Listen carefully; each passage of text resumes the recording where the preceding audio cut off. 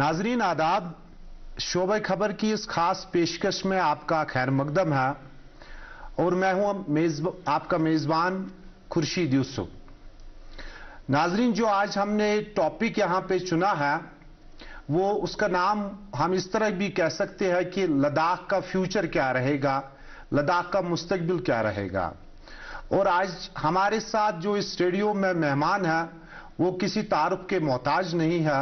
जी हां, मेरी मुराद है श्री प्रमोद जैन जी से, जो कि एक रिटायर्ड आईएएस ऑफिसर है और न्यू डिस्ट्रिक्ट कमेटी के फॉर्मर चेयरमैन भी रह चुके हैं यहां पे।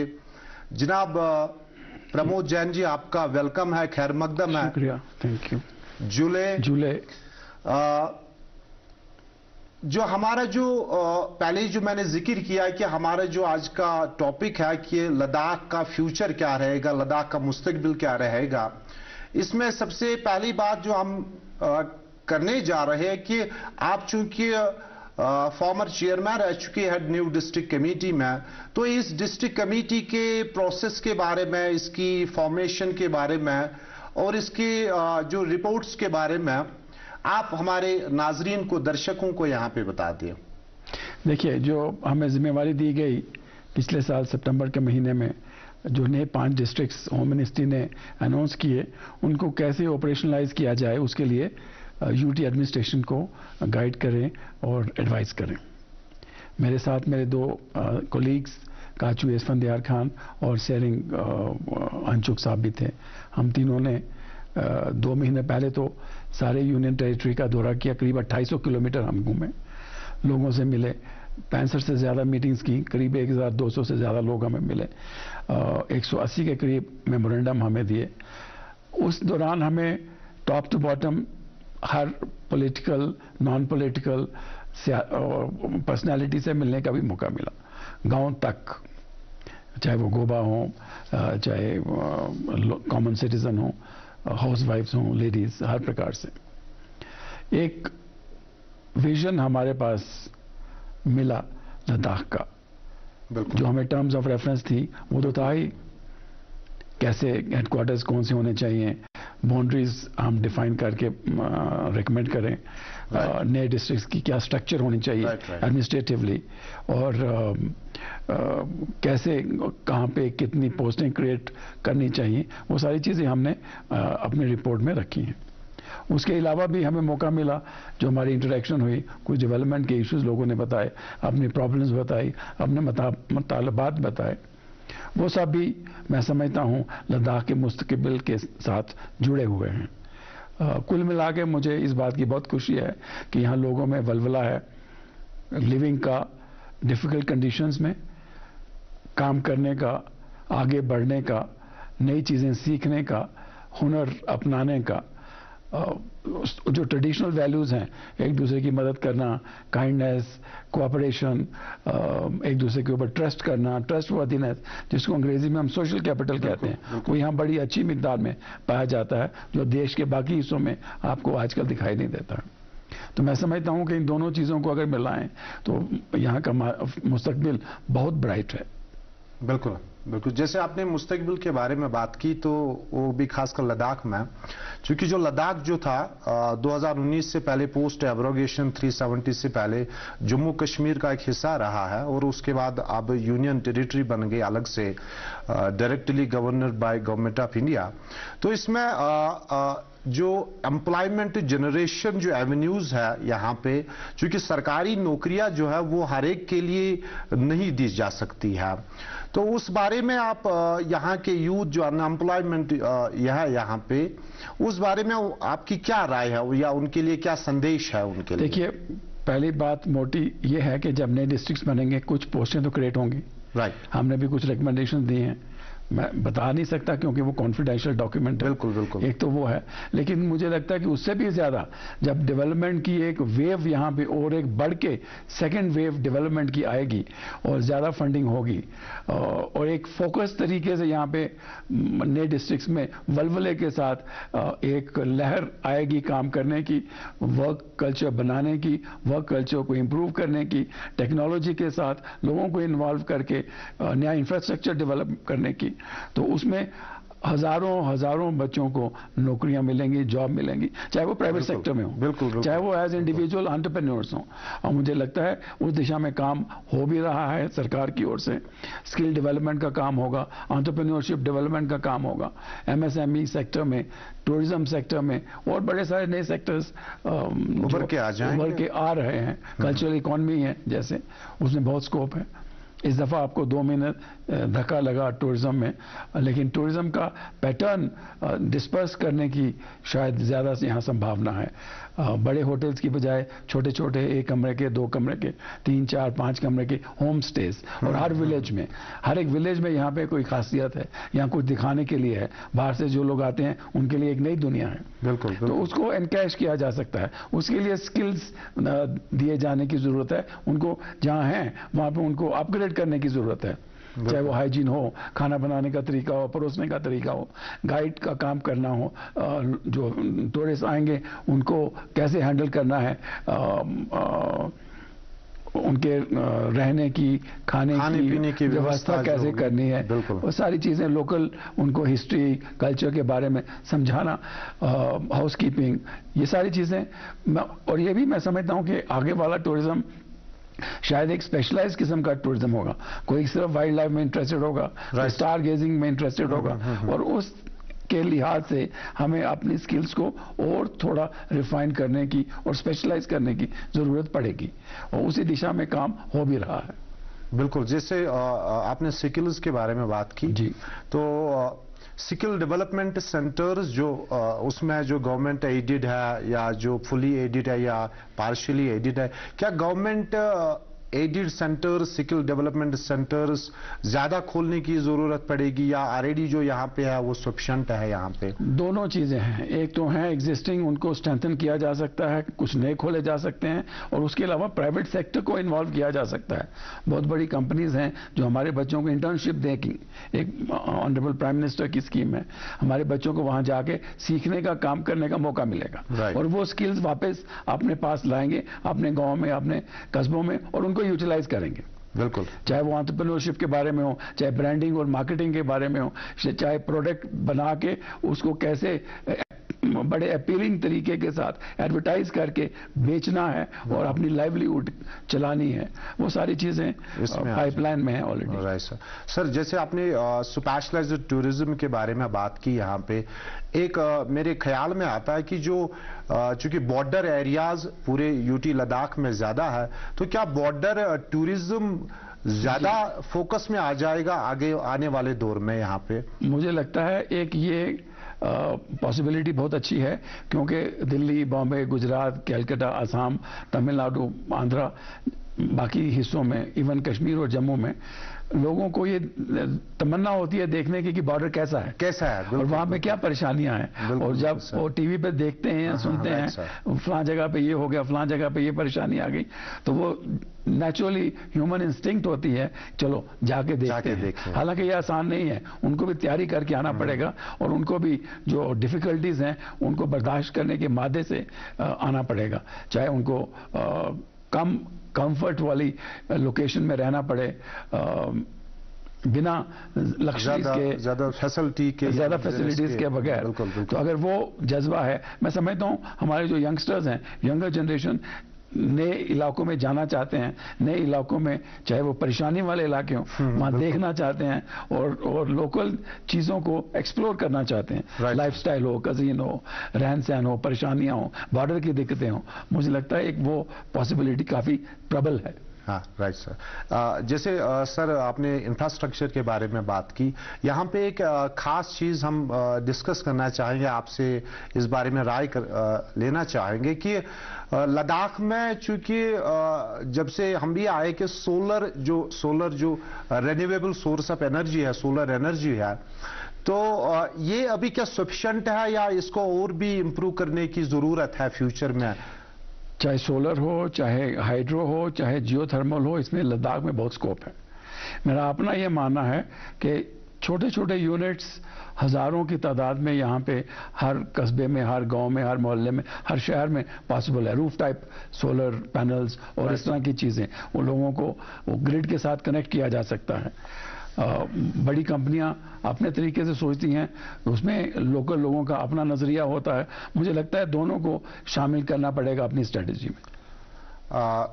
सर, फ्यूचर, अब लद्दाख के बारे में हम बात कर रहे हैं आपसे, तो आने वाले समय में या अभी जो चल रहा है, तो एक कॉमन मैन जानना चाहता है कि, या हम भी जानना चाहते हैं, दर्शक जानना चाहते हैं कि कॉमन मैन पे इसके लाइफ पे क्या असर पड़ेगा आगे जाके, चूंकि इंफ्रास्ट्रक्चर बढ़ रहा है यहाँ पे इन एवरी एस्पेक्ट, चाहे वो कनेक्टिविटी हो, चाहे वो पावर हो, चाहे वो इलेक्ट्रिसिटी की बात हो, तो कॉमन मैन पे क्या उनकी लाइफ इंप्रूव हो जाएगी आगे, इस बारे में? फिजिकल क्वालिटी ऑफ लाइफ आगे से बेहतर है और बहुत ज़्यादा बेहतर होगी, मेरा ऐसा मानना है। जब ज़्यादा इंफ्रास्ट्रक्चर बनेगा, ज़्यादा सहूलियत बनेगी, नए डिस्ट्रिक्ट्स होंगे, लोगों को ज़्यादा ट्रैवल नहीं करना पड़ेगा अपना काम करवाने के लिए, और बहुत सारा काम लोअर लेवल पे, लोकल लेवल पे हो सकेगा। एक तो वो बात है। दूसरी ये है पैसे का फ्लो ज्यादा होगा, उससे भी लोगों को बेनिफिट मिलेगा। कोई सप्लायर होगा, कोई टूरिज्म में होगा, कोई गवर्नमेंट मुलाजमत में होगा, कोई अपना काम शुरू करेगा, एंटरप्रेन्योरशिप के वसाइल अवेलेबल होंगे।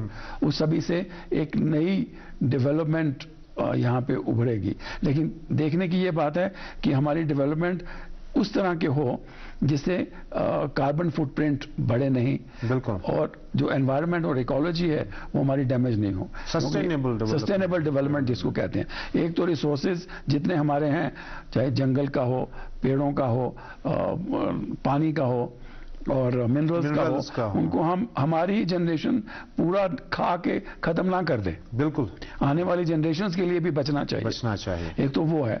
दूसरा, डेवलपमेंट इस तरह से हो कि जो ट्रेडिशनल लाइफस्टाइल है, सिंपल, कंटेंटेड और एक दूसरे की मदद करने का, एक चीज के ऊपर दूसरे का डिपेंडेंस है, वो सारा होलिस्टिक एग्रीकल्चर, और एग्रीकल्चर ऐसी जो क्लाइमेट चेंज रेजिस्टेंट हो, वो सारी चीजें, लोकल आर्किटेक्चर जिसमें एयर कंडीशनिंग की जरूरत ना पड़े, हीटिंग की जरूरत ना पड़े, वो सारी चीजें हम छोड़े ना, उनको अपना के नए तरीके की डेवलपमेंट करें और आगे बढ़ें।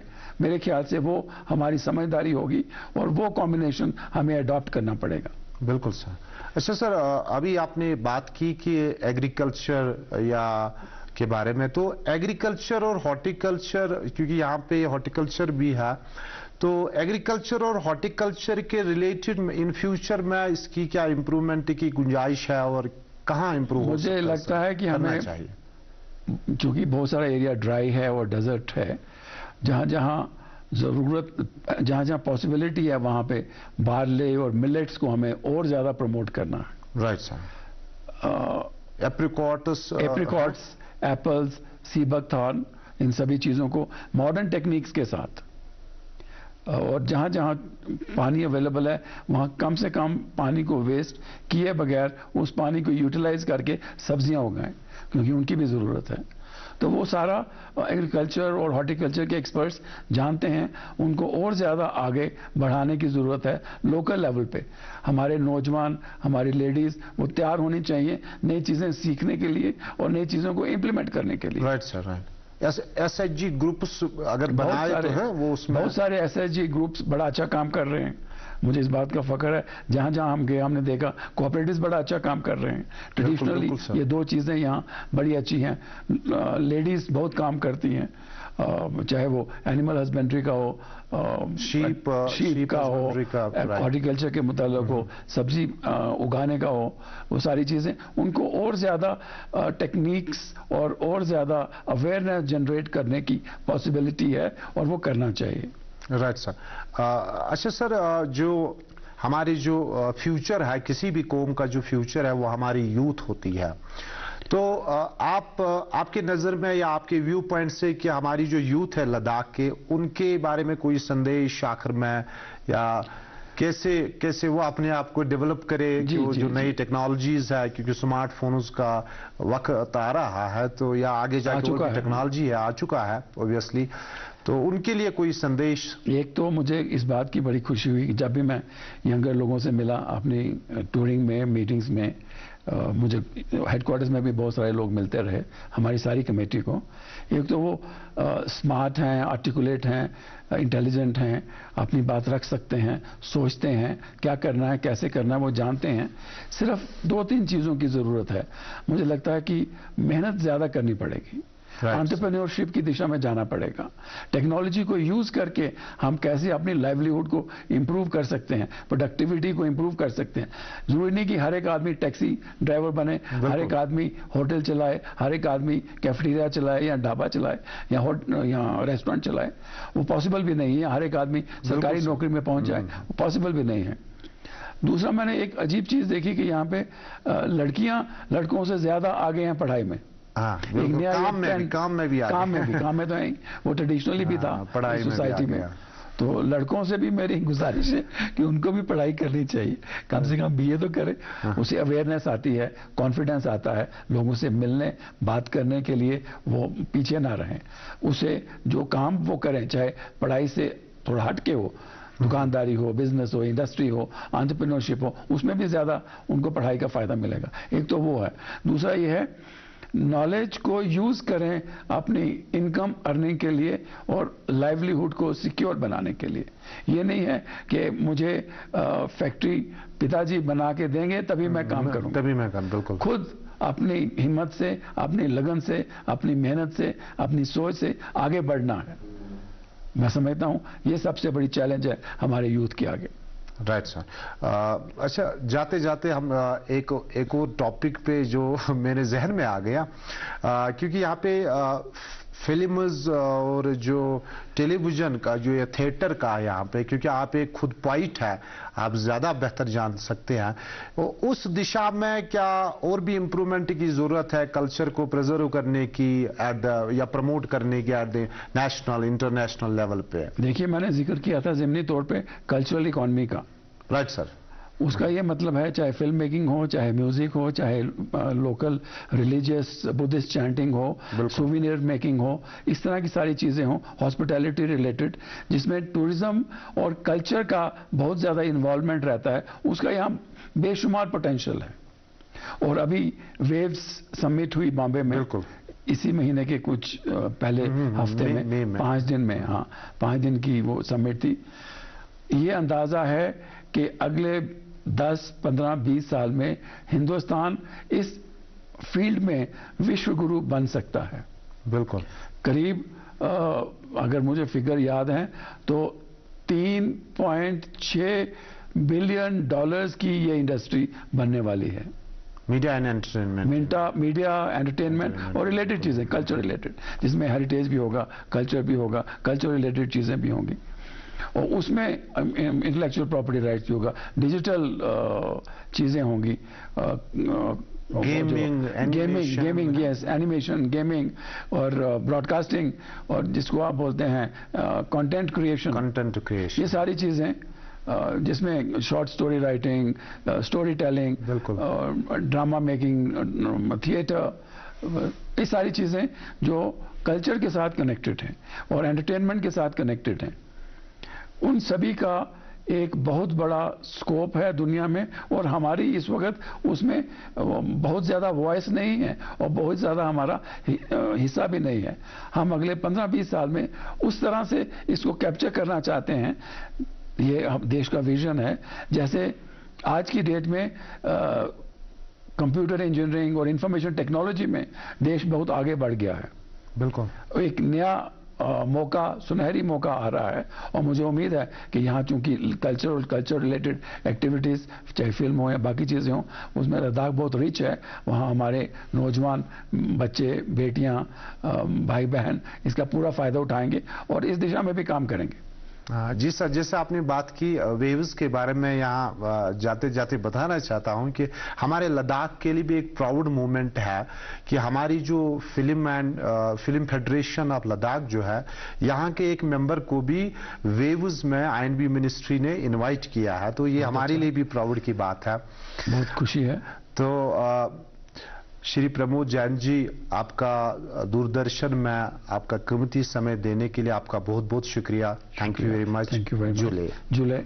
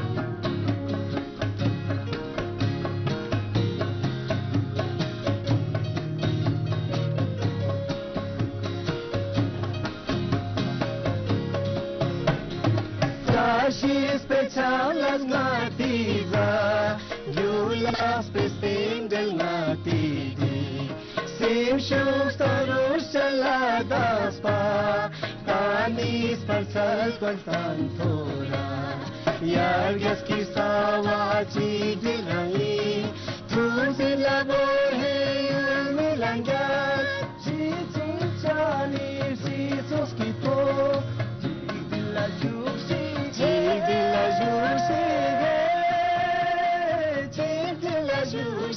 the